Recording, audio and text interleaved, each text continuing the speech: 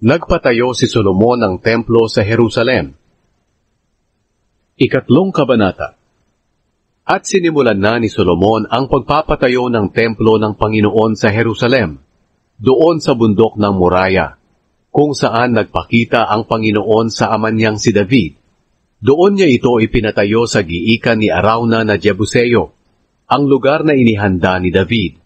Sinimulan niya itong ipatayo noong 2 araw ng 2 buwan, ng 4 na taon ng paghahari niya.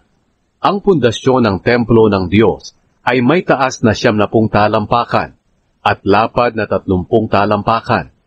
Ang balkonahe sa harapan ng templo ay 30 talampakan ang lapad, gaya ng lapad ng templo, at ang taas ay 30 talampakan din.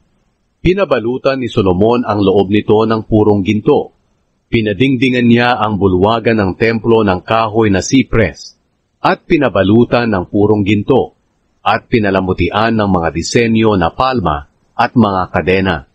Nilagyan din niya ang templo ng mga palamuti na mamahaling bato at ginto, na galing pa sa Parvaim.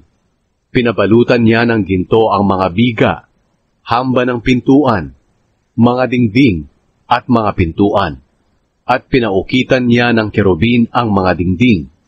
Ang pinakabanal na lugar ay may lapad na 30 talampakan, at may haba na 30 talampakan din, na gaya ng lapad ng templo. Ang loob nito'y binalutan ng mga 21 toneladang ginto. Ang mga pako ay ginto na may timbang na 0.5 kilo. Ang mga dingding sa itaas na bahagi ay binalutan din ng ginto.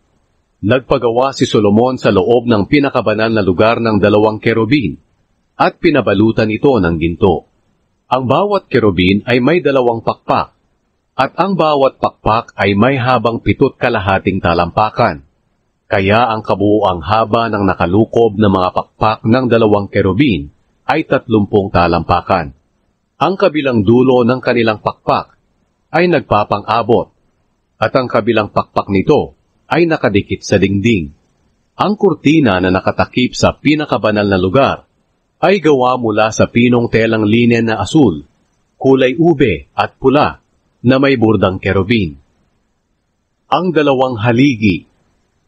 Gumawa rin si Solomon ng 2 haligi sa harapan ng templo na ang taas ng bawat isa ay 52 talampakan.